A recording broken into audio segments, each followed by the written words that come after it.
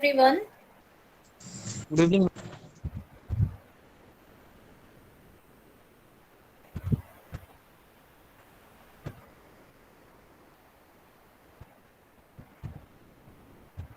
Yes, is Ashmita ma'am there? Ma'am, Shashmita ma'am was there, but as the meeting was full, so she left.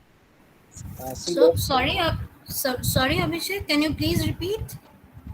Ma'am, actually, अपना means 100 participants हो गए actually Google Meet है. So she left the spot and you entered into her spot. Like ना जाएगा अपनी entry Kareshan. Okay. So shall I start with the presentation? I mean, it will take hardly 15 to 20 minutes. Um, Before that, ma'am, Sneha has to say something about you, about your introduction. So, Sneha, Okay, sure.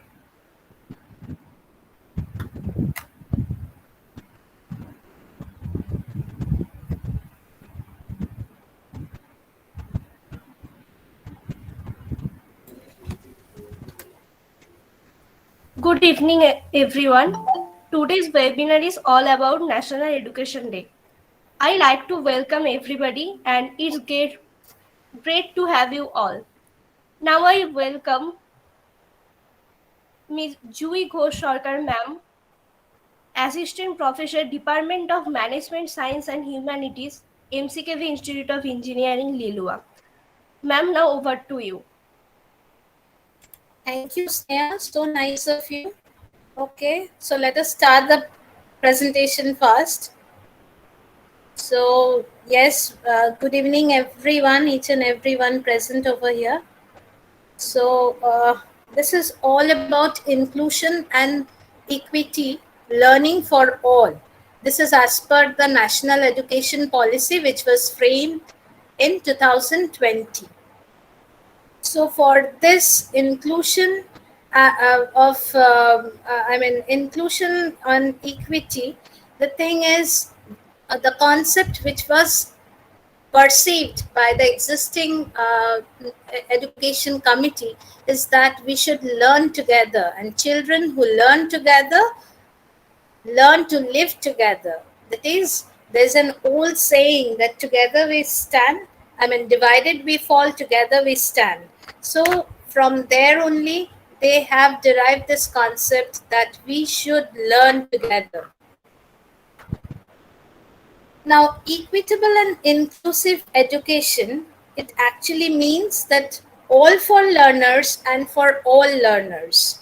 That is, its main focus is, uh, I mean, each and every learner should come across the concept, should know something, should be under the purview of this education policy. So it is all for learners, and the learners should be there. It is an interactive way of learning together, and the main mission is actually education for all, irrespective of in which society we belong, where from we come, but each and every people should get the fair chance to excel in their own life through the process of learning. That is, each and every person should get equal opportunity to succeed in their life. And the goal is, of course, to include all. That is, we as per the national education policy, the government is focusing on education for each and every citizen staying in each and every corner of our country. So that is the way, that is, we should have an interactive learning, and each and every citizen should get a fair chance to get the basic education.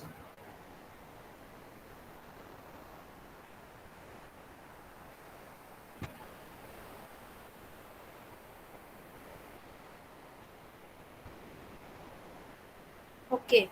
So when we talk about the equitable and inclusive learning for all as per the national education policy, it mainly emphasizes that every citizen has the opportunity to dream, thrive, and to contribute to the nation. That is, fair chance to each and every individual. I mean, it should not be so that due to discrimination, due to, due to their presence, each and every people should have the equal opportunity to chase their own dreams and thereby contribute to the nation. And the government focuses on basically to highlight, to provide education to each and every people. And this is based on human rights approach. That is, by birth, we have the right to get proper education, to have fair chance to thrive our dreams, to chase our dreams to success in our life. And it aims at creating an inclusive culture as well as achieving an inclusive society.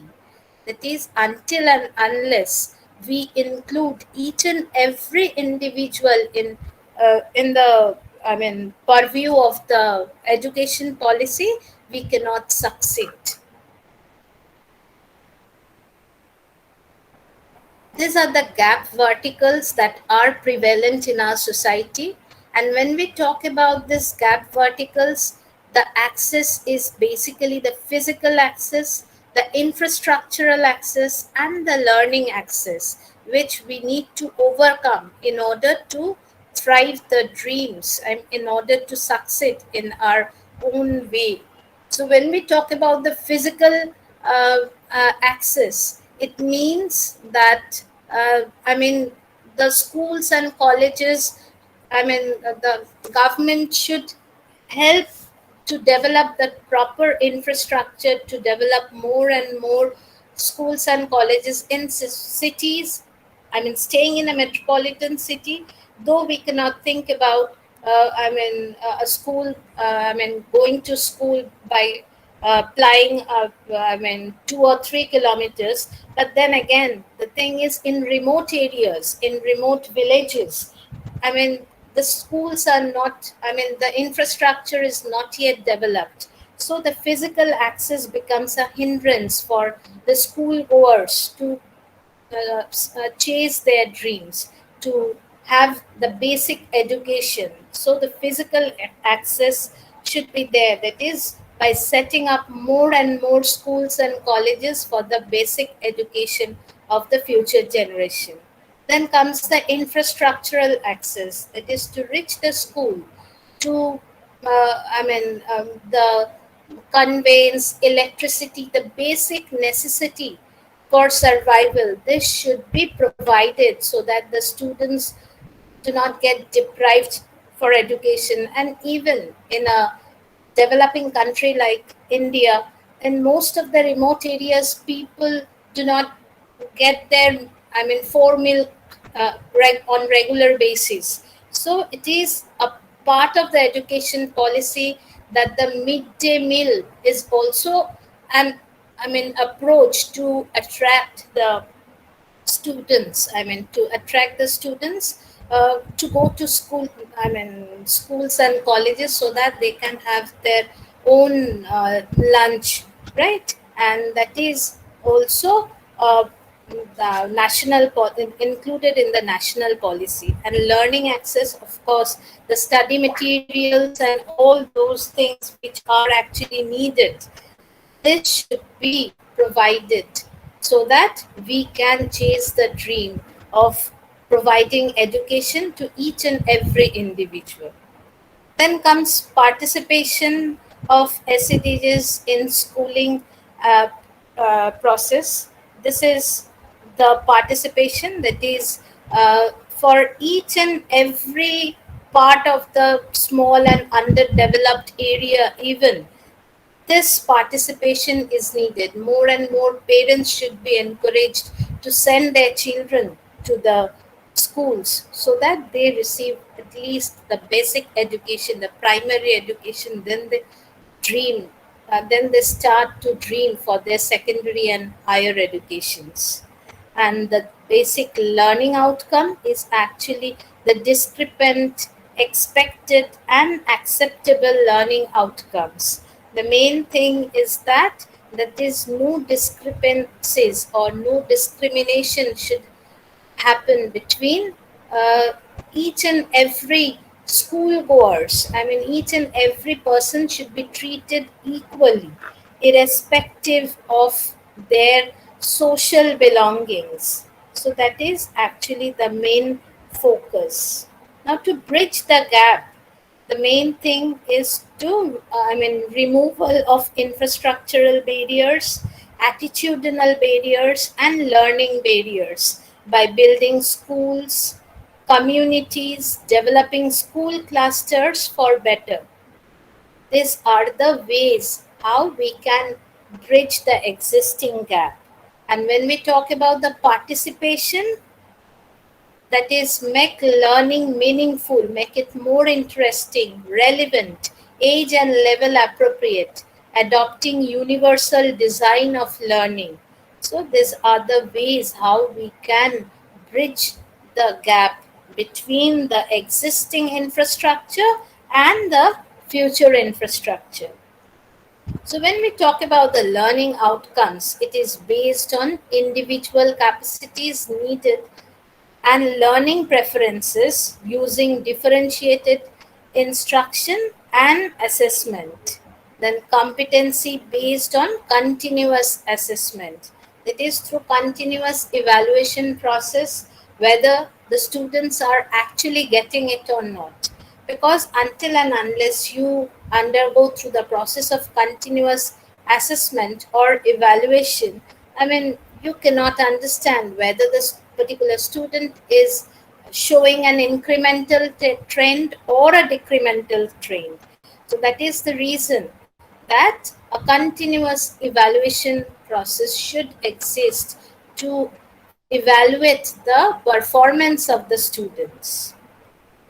Now, when we talk about the inclusive education, the basic 6 E's are actually equity, equal access, equal opportunity, equal dignity, effective communication, and embrace culture. So these are the 6 E's which plays the vital role in case of inclusive education. Now, when we talk about equity, that is even-handedness, that is getting equal opportunity. Each and every individual should be treated at par. No discrimination on the basis of their social strata, right? Equal access means equal admittance. That is, each and every person should get a fair chance, an equal chance. I mean, no preference on the basis of their nearness or dearness to someone, or on the basis of their social position. It should not be there. I mean, there should be equal access, totally evaluated on the basis of the merit of the student. Now, equal opportunity means equal freedom, equal participation, fair chance to each and every aspirant, who are aspiring to study. Equal dignity, that is the exchange respect. So, equal dignity plays also a vital role in the process of inclusive education. Then effective communication, because until and unless you can communicate yourself, until and unless a person can communicate. Communication is not always by using verbal or in written format. It is also through their gesture, also through their body language. So effective communication also plays a vital role in inclusive education. And finally, it is the embrace of culture, that is encourage collaboration between each and every strata of the organization. The 5 R's that are included in this inclusive learning process is, of course, the rich. Rich here means it is to reach, to each and every corners of the country, so that people staying in remote areas can get fair chance to pursue their own dream, own career. right, that is equal right for each and every aspirant to study as long as they can, and as well as they can excel in their own life. Responsibility, until and unless a person is responsible enough, he or she cannot handle his or her life properly. So responsibility is also a part of inclusive learning. Relationship, proper relationship between a teacher student, between, I mean, to handle each and every relationship with care. That is what education actually teaches us. Education not only gives us the bookish knowledge, it also teaches us how we should present ourselves in front of others. I mean, where to mark the ending line, where to start with, how to communicate, giving proper respect to each and every person, and respect, of course. That is, if you don't give respect to others, you cannot expect the vice versa from the other side. So that is the reason. That is, we should learn to respect each and every individual, then only we can get a reflection from the other end. Now, when we talk about this inclusion of equity in the education system, the core factor comprises of these 5 R's. That is, if we can follow these 5 R's, and due to the external effect, we get this fair chance, equity, equal access, equal opportunity, equal dignity, effective communication, and embrace the culture, then only we can say that we can, I mean, possess the inclusion of education system, that we are a part of the education system, and we can actually make a mark in the education policy what the government has aimed for.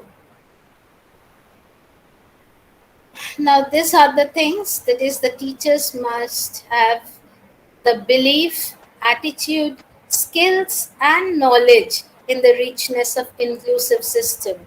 That is, they should have the belief on the other side, that is, of course, the students, that is, the students can excel in their life if they are provided with fair chances.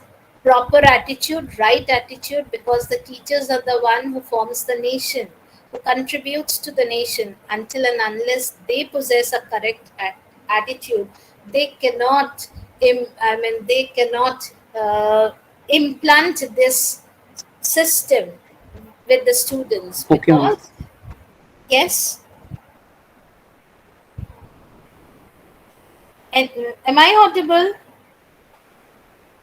Yes, ma'am. Okay, fine, Yes, thanks for confirming. Yes, ma'am. Skills, that is, they should possess proper skills in the field they are teaching. I mean, they should be knowledgeable enough in their area, their way of teaching, that should be innovative enough to inspire the students. And of course, knowledge should exist, and knowledge is of course there. That is the reason they are on the other side, that is, they are actually teaching, right? So the thing is addressing the diverse needs of learners.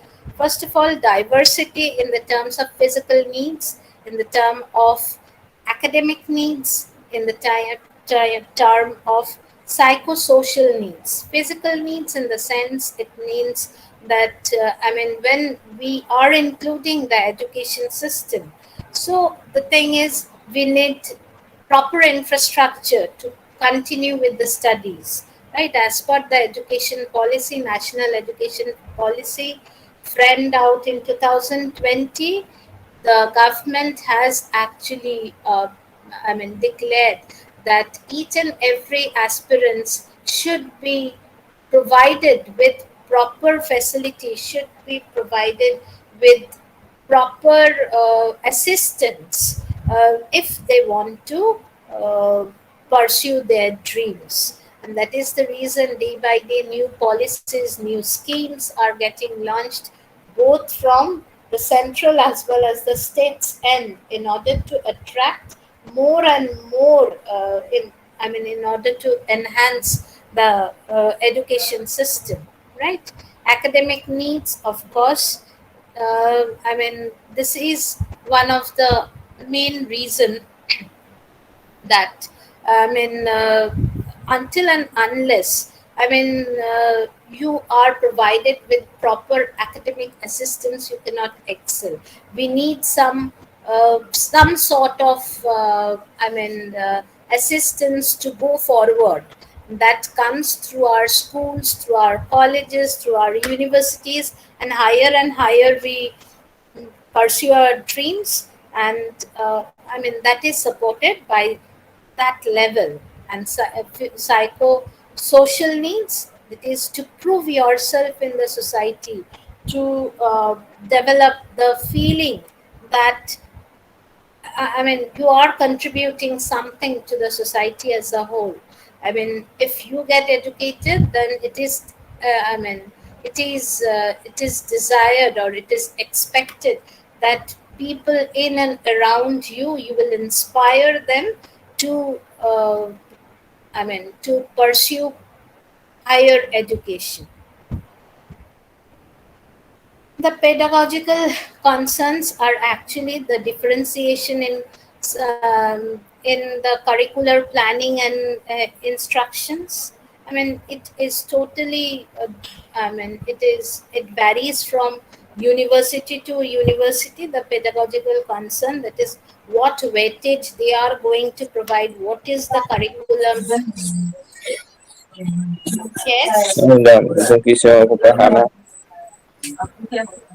Karo na. Pati na tapos. Subhranshu, Dapat sa Subhranshu, mute yourself. Subhranshu, please mute yourself. Yes, ma'am. Continue, please. Okay, yes, I thought they had some query. That is the reason I stopped. Anyway, so the pedagogical concern actually includes the differentiation in curricular planning and instructions. That totally varies from university to university, how they are going to frame their structure, the education system, how they are going to frame. That is totally unique. The universities have their own way of framing the entire system. The curriculum adaptation, then comes the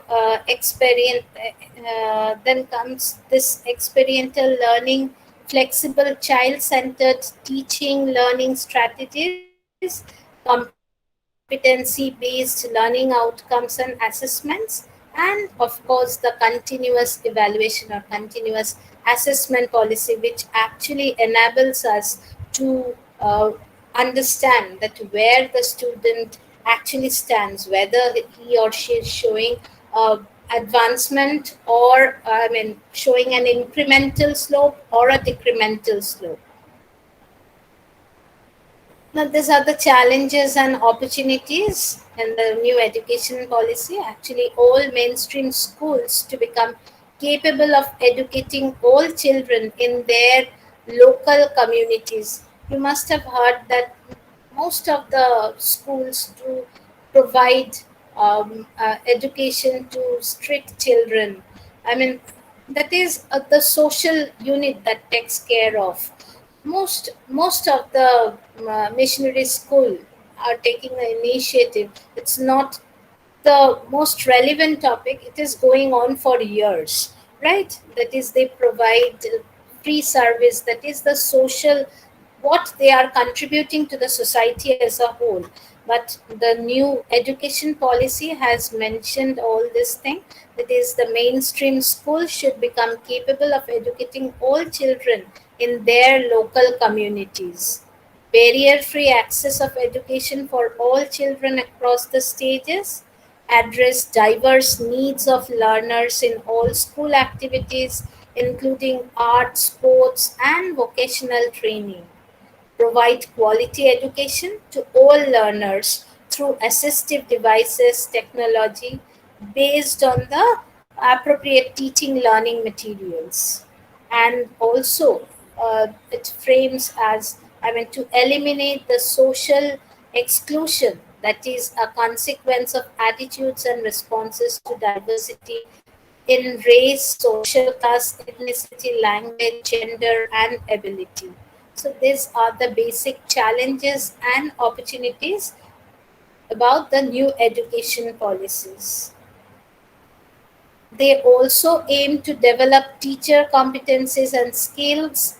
They also develop evidence based practices that measure what we value rather than valuing what we can measure, right? And create a system of teaching and learning that is competency based instead of content based. That is to match with the practical scenario. It should not be only the content base. Other than the bookish knowledge, they are also focusing on other competency based courses and all those things. Create, create an educational culture of collaboration that encourages and supports problem solving. Also establish school clusters to develop consensus around inclusive values within school communities. It also provides inclusive curriculum that is value oriented and responsive to culture and linguistic diversity. Create learning environment that embraces diversity, a positive environment that responds to the needs of learners beyond academics, and create inclusive school culture with the support of trained teachers, social workers, and counselors. So, to achieve this inclusion and equity, we actually need to work together as a whole and collaborate with each other, tolerate others, because if we don't, I mean, uh, if we cannot work together in a group, then there's an old saying, that is old word, that is divided, together we stand, divided we fall. So to make this national education policy a success, these are the things, that is we should work together, we should cooperate and collaborate with each other, and of course tolerate each other's tantrums. So that is all about the thing about inclusive learning process as per national education policy.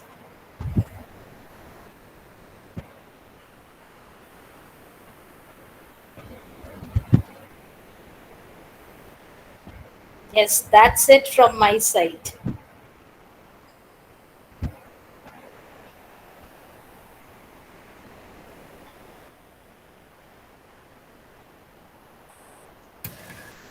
Thank you, ma'am. If anyone has any doubt or question, they can ask in the chat box, then ma'am can answer. Okay, sure.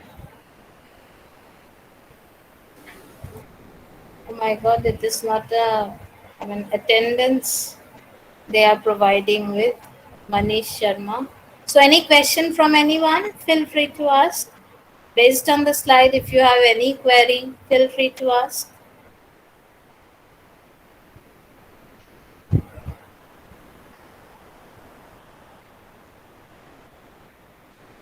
Oh, no question.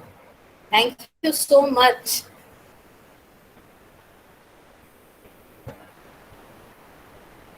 Thank you, ma'am. Most welcome. Thank you, ma'am, for this kind of information, valuable information. Okay, I'm honored that you found it to be valuable one.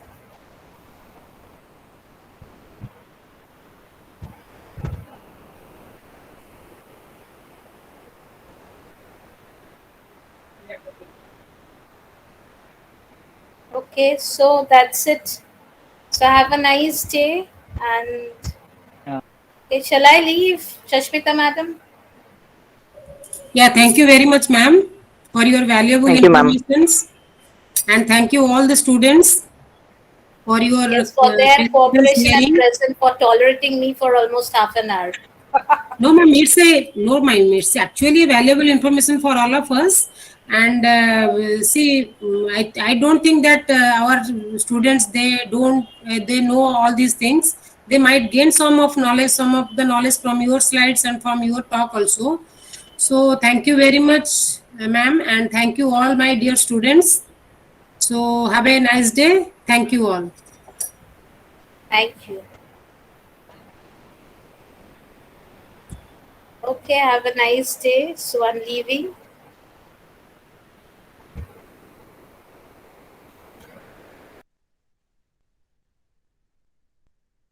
Like start learning. Yeah, Abhishek, have you taken the photographs? Yes, ma'am. Yeah, ma'am. Okay, okay. What's up? Yeah. Okay. So, okay. Thank you, everyone. Thank you, ma'am. Thank you, everyone. Now I am ending the